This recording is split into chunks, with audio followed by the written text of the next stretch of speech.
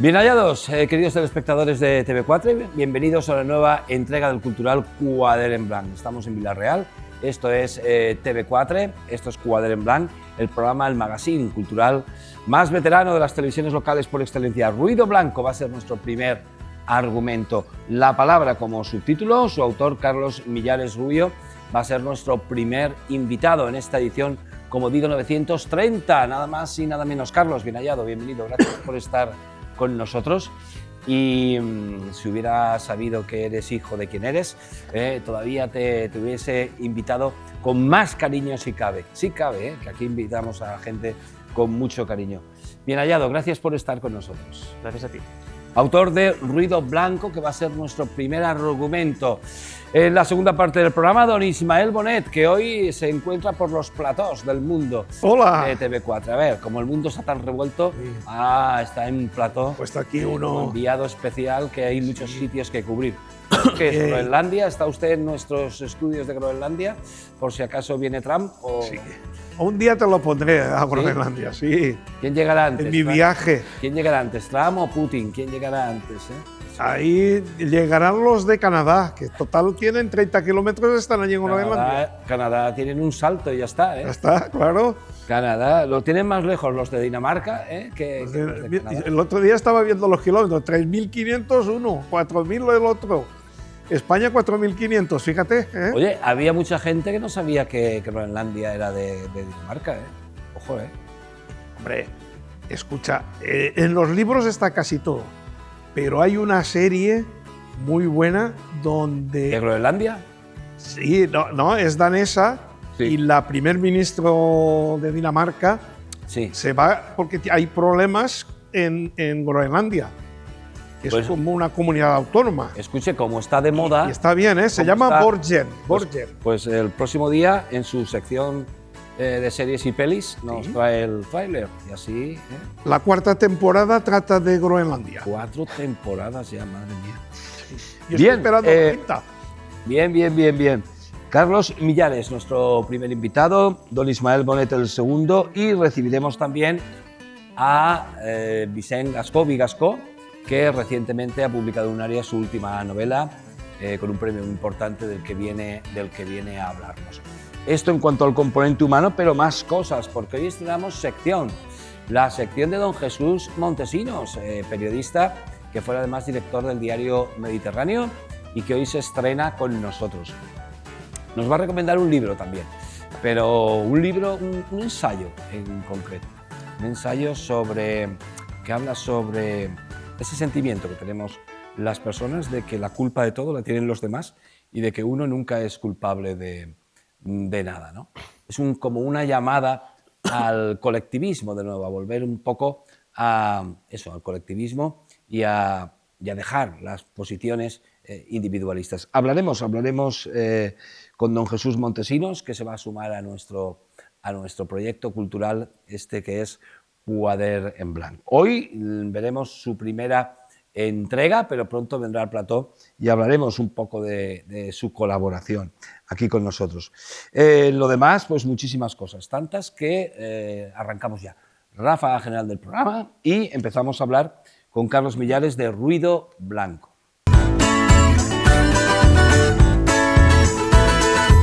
Pues me decía que era su tercera novela, pero la primera publicada. Y bueno, quinta edición, Carlos Millares, quinta edición, ya son muchas ediciones, ¿no? Sí. Me vas a superar en Después vino la vida, tiene 5 ediciones también, Yo espero que tenga... que vas a ser me vas a superar ahí en la pajarita, siempre decía, en Arbeloa este último es el que más ediciones tiene, pero vas ya por la quinta, ¿no? ¿Cuántas ediciones tiene el Arbeloa? 5, ¿no? 4, sí, 4 y una reedición. Sí. Yo quería mínimo 5 ediciones, más que nada porque bueno, es el primer proyecto que publicamos, entonces quería ver hasta dónde podíamos llegar. Me gustarían más ediciones, con un poquito de acompañamiento de la gente y con un poquito más de suerte, pero bueno, de momento ya muy bien. Nos gustará que nos superes, sí señor. Una novela, en todo caso, Carlos, me comentabas, para empezar, difícilmente clasificable en cuanto a los géneros un poco convencionales, ¿no? Yo he leído algo de ciencia ficción psicológica, si es que eso existe, ¿no? Sí. Háblanos un poco de en qué género o a qué género se podría acercar este ruido blanco. Tiene un punto de realismo mágico. Es una novela que yo siempre he pretendido que sea diferente. ¿No? Igual suena un poco soberbio, no es mi intención, pero yo quería, al ponerme a escribir sobre algo que no fuese fácil de identificar, que no se hubiese escrito antes, porque si no, no veía sentido escribir. Entonces, por fuerza, cuando escribes algo que intentas que sea único, que intentas que sea diferente, pues va a ser más difícil de clasificar. Eso es inevitable. Entonces, tiene un punto, parte del mundo real, pero tiene un punto de fantasía, toques muy leves, tiene un punto de ese realismo mágico, un poco de ciencia ficción, si acaso, pero en realidad, pues es, como dices, es una novela más psicológica, es una novela que busca reflexionar, que busca encontrar sentido de la vida, sin ser un manual de autoayuda, siendo una aventura también, ¿vale? Es un poco mezcla de géneros, creo que extraña, pero en el buen sentido. Bueno, los protagonistas reciben, bueno, o saben o se ponen en conocimiento de que el mundo se acaba, ¿no? ¿Y qué hacen? ¿Qué haces cuando el mundo se va a acabar? El punto de partida es ese, pero en la sinopsis no lo pongo. En la sinopsis no lo pongo porque no me gusta que la gente vaya con ideas preconcebidas. Al oír eso, la gente enseguida piensa como novela postapocalíptica, por ejemplo, o una historia de desgracias, de tragedia. Que quiero tratar un poco todo, pero no es eso. No hay una inmediatez, no hay un peligro inminente. Es un peligro existencial, digamos. Con eso no quiere decir que sea aburrida o que sea solo en la cabeza de los personajes ni nada de eso. Simplemente que no es una amenaza tan inmediata. Es más, como digo, un viaje por el mundo, pero también un viaje interior, un viaje de reflexión, un viaje de entender el mundo y entender la realidad. ¿Cuándo ponemos en perspectiva, por ejemplo, cuando se va a acabar nuestra vida, ¿no? Por ejemplo, cuando se acerca el final? Eso es lo que pretendía hacer con el punto de partida del libro. Es decir, poner en perspectiva al mundo desde la perspectiva de que ya se está acabando. ¿Y qué finalidad tiene ese viaje de los personajes en la historia? La finalidad que debería ser nuestra propia vida, ¿no? O sea, entender el sentido de nuestra existencia, la de cada uno de nosotros. Eso debería ser el sentido último de nuestra vida. Bueno, debería ser, en mi opinión, quiero decir. Y eso es lo que pretendía plasmar en el libro, y es el motivo por el que empecé a escribirlo. Sin necesidad de ser pesado, ni demasiado pedante, ni nada de eso. Simplemente invitar a la reflexión y dar alguna respuesta, si se puede. Oye, ahí los vemos como en Japón, ¿no? Sí, yo adoro todo lo asiático, en general, la ambientación y todo eso. Realmente a donde viajan es a China. A China. Pero sí, la estética es un punto japonesa porque me gusta mucho. ¿Quiénes son los protagonistas? Está narrado en primera persona. El protagonista se llama Kevin, que es un nombre un poco extraño. Bueno, tampoco es extraño, pero no es un nombre tan habitual. Pero lo importante no es el protagonista, que sí, que también, sino las personas con las que se va encontrando. Al final tienes que hacer un viaje, ya digo, de muchos años hasta el final del mundo y en situaciones muy límite, ¿no? Porque si estamos hablando del final de todo, la gente psicológicamente siempre está afectada, siempre está al borde del precipicio. Entonces los personajes todos son personas que están perdidas. Este libro trata de gente que está perdida, tanto el protagonista como todos los personajes que se encuentran y que le ayudan a avanzar y a entenderse a sí mismo. Entonces, no perdidos físicamente, perdidos en cuanto al sentido de la existencia. Sí, perdidos existencialmente hablando, entiendo. ¿Vale? O sea, creo que es la mejor forma de ubicarlo. Como cuando estás buscando unas respuestas y en realidad te dicen, no, esto es imposible, esta respuesta no hace falta, pero tú estás buscando esa respuesta. ¿Quién soy? ¿Qué quiero hacer con mi vida? ¿A dónde voy? Preguntas que todo el mundo nos hacemos y creo que todo el mundo podemos empatizar con ello. Pues eso llevado a un escenario un poquito más extremo, un poquito más especial. Esos son los protagonistas. ¿Y qué aprende el protagonista al cruzarse con esas personas? Ya digo, aprende a buscar una forma de encontrarse. Quiero que la gente, cualquier lector, se vea reflejado en esa búsqueda. En esa búsqueda, ya digo, de sentido, de encontrar la verdad, verdades sobre ellos, que a su vez sean verdades sobre la vida y sobre el mundo. Tiene un subtítulo, la palabra. Yo no sé si es que va a haber más entregas de Ruido Blanco.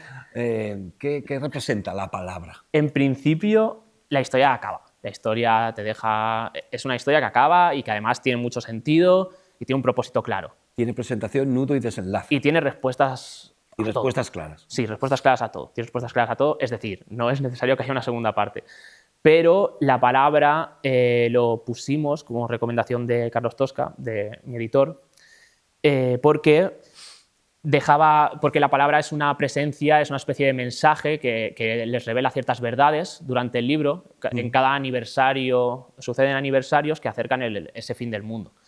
Entonces, esa palabra es una representación metafórica, digamos, de avances y revelaciones que reciben los personajes. Y entonces a Carlos le parecía fundamental que tuviese una presencia en la portada y en el título, en el subtítulo. Vamos. Es tu primera novela publicada, ¿no? Pero dices que en el cajón hay más, ¿no? Sí, efectivamente. Yo empecé a escribir en 2010, me acuerdo perfectamente porque salía del cine de Ver Origen, de Christopher Nolan, y me inspiró mucho. Y claro... ¿Te inspiró esa película para sí, ponerte a escribir? Esa película fue la semilla que... Sí. Había escrito cosas antes, pero esa película fue la semilla absoluta de decir, quiero hacer esto siempre. Y la cuestión es que, claro, yo empecé a escribí varias novelas, pero tú lo sabrás mejor que yo, que has escrito más, pero pues bueno, tú tienes que practicar mucho, tienes que mejorar, y tienes que investigar, y esto no es simplemente ponerte a escribir porque tienes buenas ideas.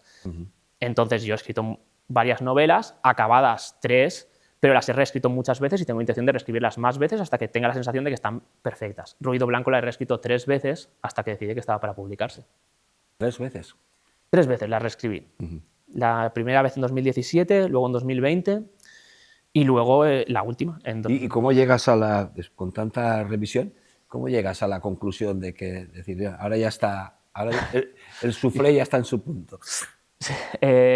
A ver, yo es que, claro, mucha gente me ha dicho, otros escritores me han dicho, que a lo mejor a ti te pasa, de decir, no, es que cada vez que leo algo lo estarías cambiando siempre. Siempre que lo relees lo estarías cambiando. No sé si a ti te ha pasado alguna vez.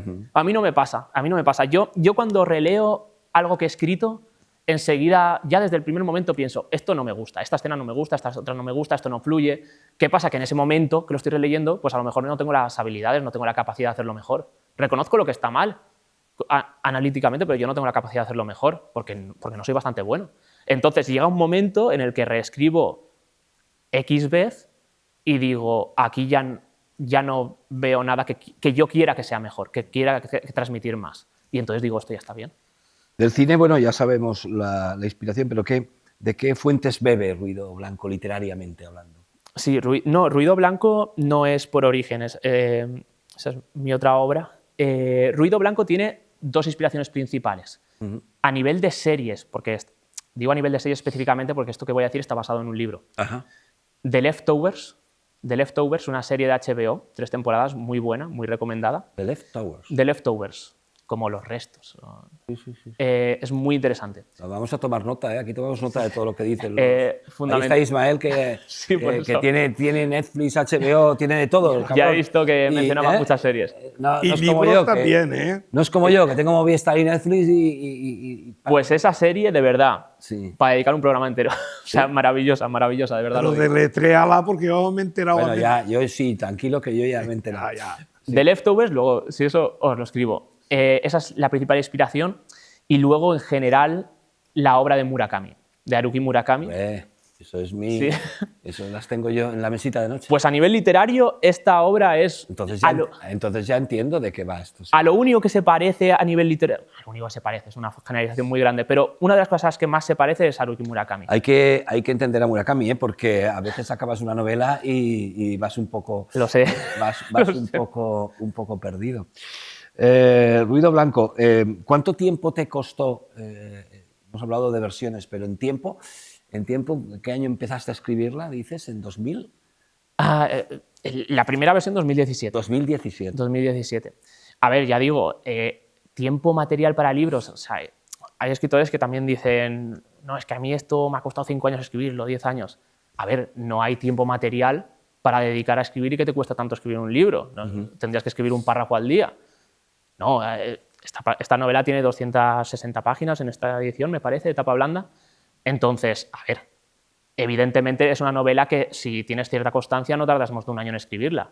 La cuestión es pues, que vuelves atrás, reescribes muchas cosas y así se alarga el tiempo, lógicamente. ¿Y cómo fue porque me la ha calificado Carlos de existencialista la novela, pero ¿cómo fue el proceso de contacto con la pajarita roja y que Carlos se interesara por el proyecto? Sí, la verdad es que, a ver, ahora... Es muy selecto, ¿eh? No es porque esté yo ahí también, pero que quiero decir que No.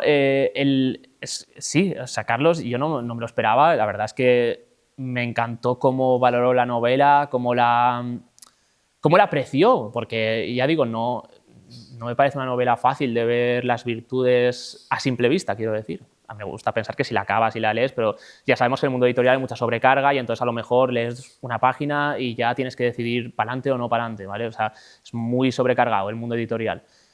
Y me gustó que Carlos la valorase tanto desde el principio y le viese el potencial y enseguida me dijese que sí. Yo conocía a la pajarita roja de Castellón, pero mi madre es la que conocía más la pajarita roja y me dijo, hombre, mándalo, que seguro que lo lee y le interesa. Yo no, que tendrán muchas novelas, recibirán muchas novelas al mes, como pasan todas las editoriales. Y efectivamente así fue, pero dio la casualidad de que Carlos leyó al principio de la mía y me llamó enseguida y... Tu madre, qué crack, tu madre. Pues, Carlos, un placer tenerte aquí. Vamos a preguntarle a don Ismael una cosita. Don Ismael, si esto se acabara, ¿usted dónde iría de viaje? ¿Qué peli o serie se vería? Y no le voy a preguntar con qué mujer se iría a la cama porque me dirá que la suya. Sí, pero si pudiera elegir, dejemos lo de la mujer, lo damos por hecho. Pero, ¿qué libro se releería y qué serie se volvería a ver si quedaran una semana de vida? Bueno, yo aún hay muchas que no he visto. Luego, lo que son películas y series tengo muchas por ver. No, tendría que ser algo que ya se ha leído y algo que ya ha visto. Hombre, pues yo siempre recomiendo el mismo libro. Mendel, el de los libros. Mendel, el de los libros. Ese lo recomiendo, lo debían de leer todo. Pero nunca lo has traído aquí al programa, ese libro. El libro sí, lo presenté aquí. Sí. Además tengo en varias ediciones. Sí. Leídas. Es la historia de un librero, seguro. Sí. Claro. Qué casualidad. Qué casualidad. Hombre, pero es de Stephen Zweig. Número 1. ¿Y qué peli se vería o qué serie se volvería a ver? Bueno, series ahora tú me has hecho memoria hace un momento, Mr. Mercedes. Qué buena. Es que esa es... Hoy la voy a acabar ya por segunda vez. Y hay otra serie que volvería a ver, que la recomiendo mucho, no muchísimo, que ahora está en las plataformas ya, que es Los Soprano. Los Sopranos. Clásico. Pues Carlos, como soy un gran lector de Murakami, me voy a juntar Ruido Blanco en la mesita de noche con alguno de Murakami que tengo. Y Tokyo Blues, en concreto tengo Tokyo Blues. Que es un libro que para mí es una obra de arte. Voy a leer con cariño Ruido Blanco, por muchos motivos, además por ser hijo de quien eres. Y Carlos Millares Rubio, pues un placer haberte tenido con nosotros, Carlos, y que me superes por muchísimas ediciones, que eso es muy, muy bueno. Supongo que estarás de promoción del libro, ¿no? De promoción... Haces lo que puedes, ¿no? Claro. Hacemos lo que podemos, ¿no? Claro, estamos con el trabajo y tal, pero sí, yo estoy haciendo todo lo posible y más que quiero hacer con todas las oportunidades que tengamos. Claro. Tú, como dice Ismael, el libro siempre en la mano, cuando vayas por la calle, aunque sea para regalarlo. Yo no me gusta ser muy pesado, pero sí toca a veces. Aunque sea para regalarlo. Y Book Trailers. Bueno. Eso quería hacerlo. Es el publicitario, bueno. Ahora la IA te hace book trailers también, ¿eh? O sea que... Sí, ahora sí. Pues Carlos, un placer haberte conocido y mucha suerte con... Muchas gracias, de verdad. Ruido Blanco, y te seguiremos. A partir de ahora esta es tu casa para cuando saques esas novelas que tienes en el cajón. Ya me dirás qué opinas y muchas gracias por dejarme este hueco para hablar del libro. Un placer. Pues despedimos a nuestro primer invitado. ¿Con qué me voy? Con la música de Decker. Decker ha pasado por el Teatro del Raval de Castellón. Y vamos a escuchar y ver uno de sus videoclips dentro del ciclo Sons, el tradicional ciclo de música tradicional que se organiza en Castellón desde hace muchísimos años y que se celebra en el Teatro del Raval, Rafael Lloret de Castellón.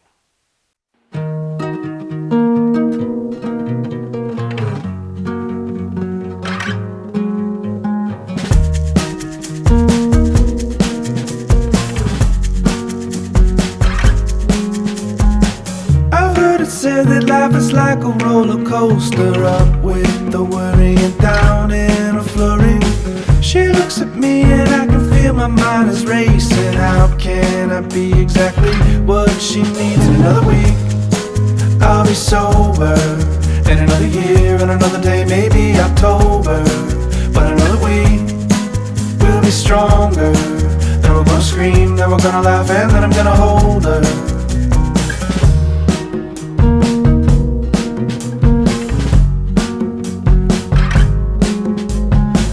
I tend to measure everything that I build. I work for the money and shake for the living.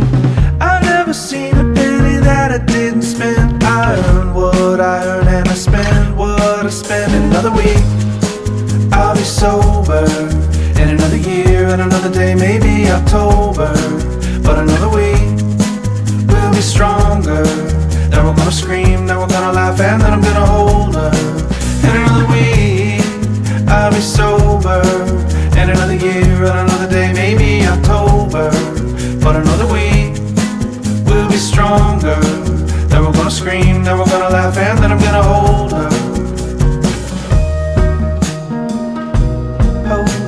Hold her, maybe October.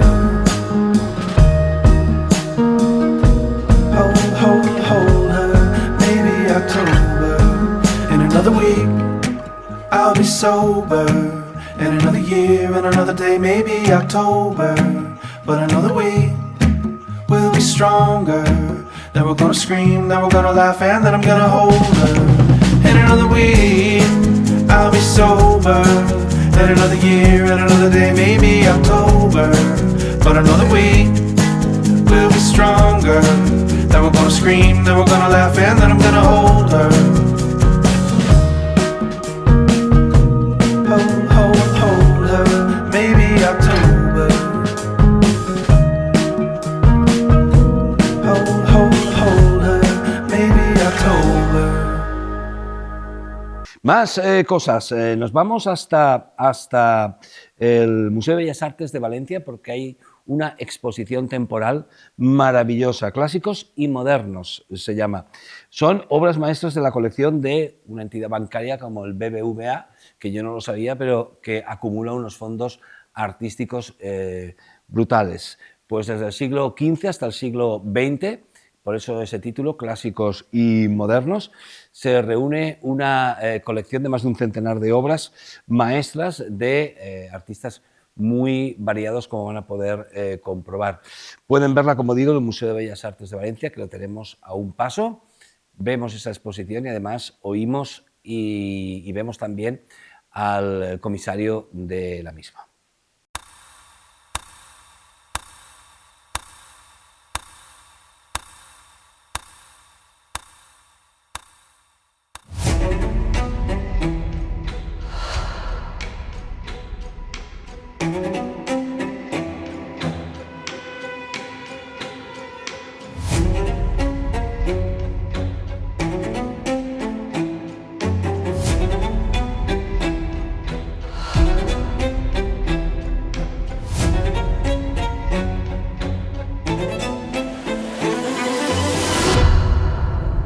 Clásicos y Modernos es una selección de 84 obras de arte procedentes de la riquísima colección BBVA.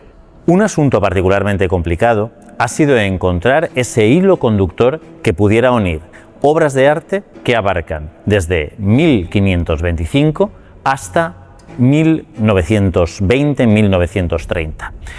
No obstante, se han encontrado tres elementos que pueden ayudar al visitante a comprender esa unión imperceptible entre obras de arte de geografías y cronologías muy diferentes.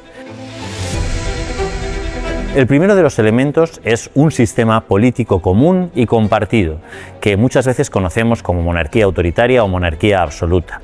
Muestra de esta manera de entender el poder y del lugar de cada persona en la sociedad es la magnífica serie de retratos regios que custodia BBVA. La sucesión de reyes españoles Habsburgos y Borbones, desde el magnífico Joris van der Straten, que retrata a Felipe II según el modelo de Tiziano, hasta el espléndido Carlos III pintado por Francisco de Goya, muestran cómo todos estos monarcas eligieron unos elementos comunes que los hacen fácilmente reconocibles por los súbditos como retratos de poder.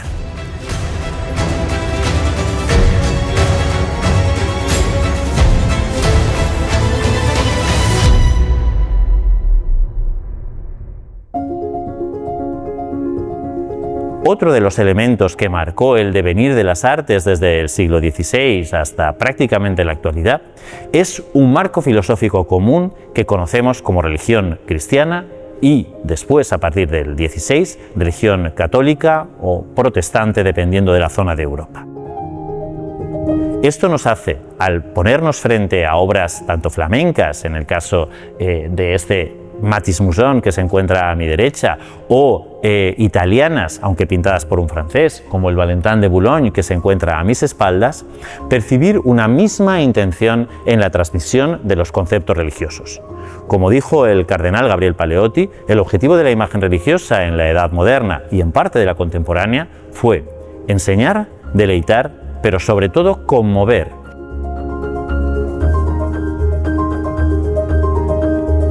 En tercer lugar, se encuentra probablemente el menos perceptible de estos conceptos que animan la pintura europea de los siglos XVI al XIX, y es que todos los europeos compartieron una misma idea de lo que era el arte, de lo que era la belleza y de lo que era la buena pintura o la buena escultura. Pero ya queda claro en los escritos de Giorgio Vasari a mediados del siglo XVI en Italia, que establece lo que es bueno y lo que es malo, lo que es bello y lo que no lo es, y lo que se entiende fundamentalmente como concepto de calidad. A partir de entonces, casi tan importante como tener un retrato de uno mismo, será tener un retrato pintado por Tiziano, pintado por Velázquez o pintado por alguno de esos grandes nombres de la historia del arte occidental. Ese concepto de belleza es el que nos hace reconocer una cierta familiaridad entre un retrato de mediados del siglo XVI, como pueda ser el de Felipe II, y retratos casi modernos como los que pinta Zuloaga durante las primeras décadas del siglo XX. Un hilo invisible que une la producción figurativa europea desde el siglo XVI hasta el siglo XX.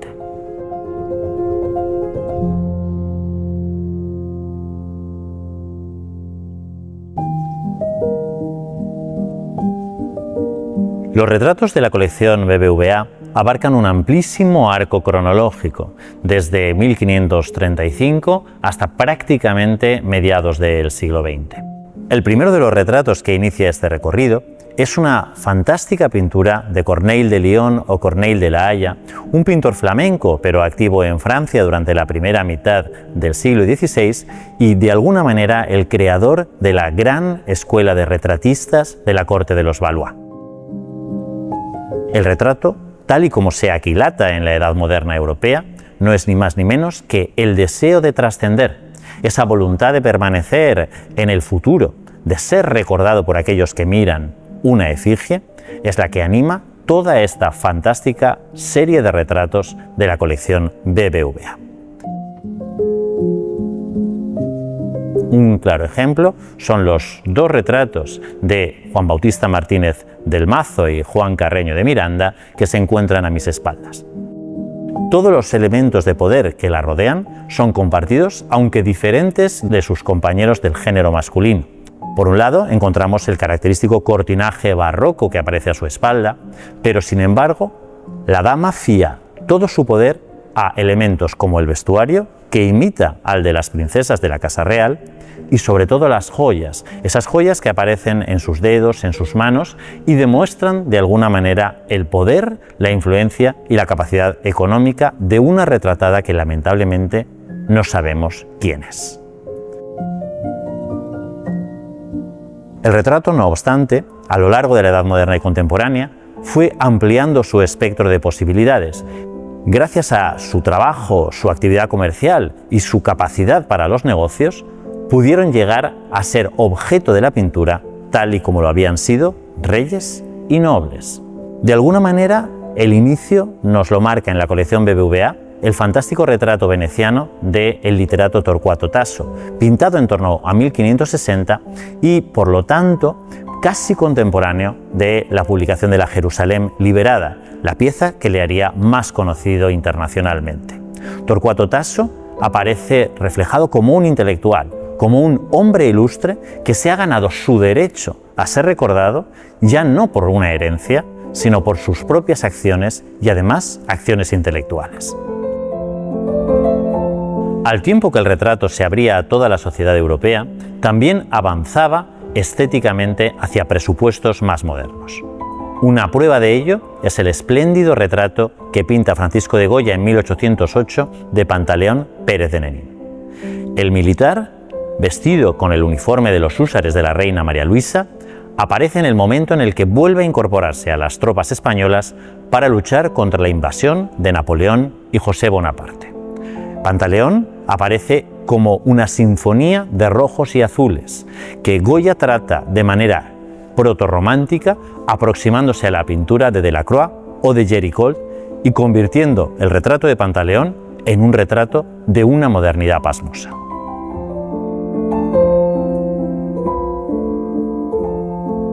La Edad Moderna Europea es también la edad de los géneros, la edad en la que aparece esa pintura que no tiene un tema concreto, no es pintura religiosa, no es pintura de historia y no retrata a ningún personaje conocido. El surgimiento de esta pintura en la que no pasa nada, nada sucede y nada se mueve, está muy vinculada de alguna manera también a los cambios sociales en el continente. El ascenso de la burguesía es el que facilita en gran medida el auge de esta pintura de género en la que se especializaron fundamentalmente los artistas de los Países Bajos. Bodegones, floreros, pintura de paisaje o escenas en las que no sucedía nada en particular podían poblar ahora las casas de burgueses y comerciantes que podían de alguna manera competir en la decoración con príncipes y monarcas. En esta exposición se han seleccionado una serie de piezas muy señaladas de cada uno de los componentes que alimentan eso que conocemos como pintura de género. La pintura de paisaje también es muy variada dentro de la colección. Tenemos verdaderas miniaturas realizadas por Jan Bruegel el Viejo y Jan Bruegel el Joven.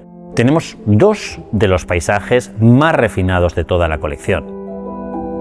Esta pintura de paisaje aparece también reflejando vistas arquitectónicas como la de San Lorenzo del Escorial o los tres fantásticos Fabris que se encuentran a mi espalda fueron utilizados de alguna manera como souvenir por aquellos que dentro del Grand Tour visitaban la ciudad de Venecia.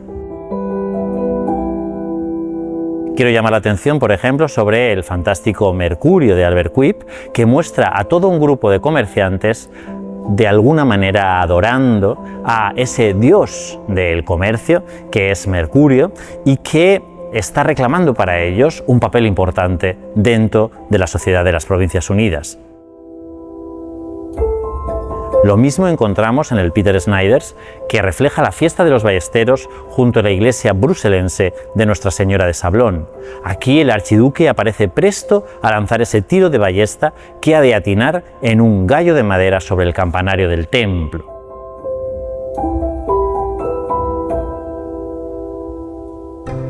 La última sección de la exposición Clásicos y Modernos, obras maestras de la colección BBVA, aborda un momento muy particular de la historia del arte europeo y en particular del arte español. El siglo XIX ha ido poco a poco intentando transitar el camino entre el antiguo régimen y el mundo moderno, un mundo moderno que no acaba de llegar. Esta pintura del periodo de entre siglos, que utiliza todavía los códigos estéticos aquilatados en el siglo XVI en tiempo de Vasari, va a convivir, no obstante, con una manera completamente diferente de entender la pintura. Lo que consideramos vanguardia, creado a partir de Picasso, del cubismo y de lo que se está realizando en París durante la primera década del siglo XX. Pero poco a poco ese realismo figurativo que había caracterizado la pintura desde Juan Carreño de Miranda a Francisco de Goya o José Gutiérrez Solana va a ir disolviéndose para dejar paso a un arte nuevo. La última sección de la exposición Clásicos y Modernos juega en ese hacer frente a la pintura del periodo de entre siglos con una serie de tópicos heredados del siglo XIX con los que tuvo que lidiar la pintura de principios de 1900. Por una parte, el concepto de España, un concepto pesado sobre la pintura que, a partir de algunas de las pinturas más oscuras de Goya, había sido explotado por artistas del siglo XIX con el objeto de comerciar con una determinada visión de la península ibérica que era muy querida por los viajantes europeos. Esa España negra va a ser heredada por nuestros literatos de la generación del 98, que tienen su reflejo también en la pintura de Darío de Regoyos o de José Gutiérrez Solana. El mito de la existencia de una España negra y de una oposición entre una manera de mirar el arte y las gentes de la península, mediterránea y blanca o negra y cantábrica, va a aquilatarse en un enfrentamiento más ficticio que real entre Joaquín Sorolla e Ignacio Zuloaga. En realidad, a principios del siglo XX había muchas más opciones, más allá de Ignacio Zuloaga y de Joaquín Sorolla, o de una España negra y una España blanca. Baste para ello acercarse a las escuelas más vanguardistas de pintura a principios de 1900. En el caso de Cataluña, pintores que abrazaron el noucentisme y el modernismo, como Ramón Casas, como Santiago Rusiñol, van a hacer avanzar una pintura en la que el carácter simbólico de esta figuración realista va a marcar ese modernismo poético, lumínico, tan perfectamente reconocible en muchos de los jardines de Monforte que pintó el propio Rusiñol.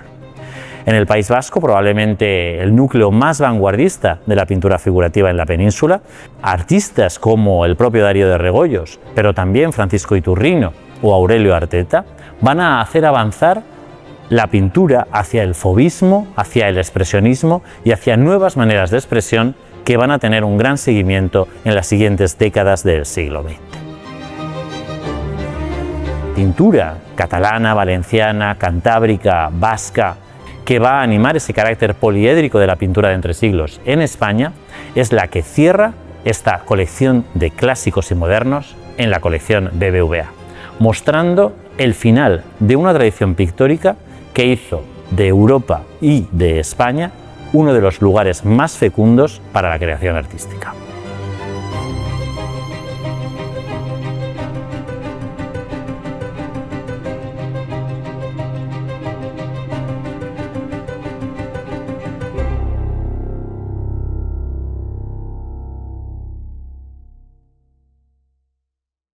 Más cosas. La mujer rota. Podemos verla en el Teatro Olimpia, también de Valencia, con Anabel Alonso al frente del cartel. Una producción teatral cuyo tráiler visionamos. Toda mi vida serán las 2 de la tarde de un martes de junio. No hay justicia en este mundo. Eso es lo que me vuelve loca. Es que tiene que estar ahí. ¡Imbéciles! No podrán conmigo. Tengo una naturaleza fuerte. Estoy sola y me consumo. Jamás piensa en mí. Es como si estuviera borracha del mundo, como si yo no hubiera existido nunca. Basta. Me hace mal recordar esa época. Una maniobra asquerosa que me dejó rota. ¡Se veía venir! Bailan encima de mi cabeza. Pero yo miro las cosas de frente. No me afligí demasiado. Sabía que bastaba esperar. La gran vida. Yo estaba hecha para eso. Pensar cosas alegres. Ese silencio. Dormir.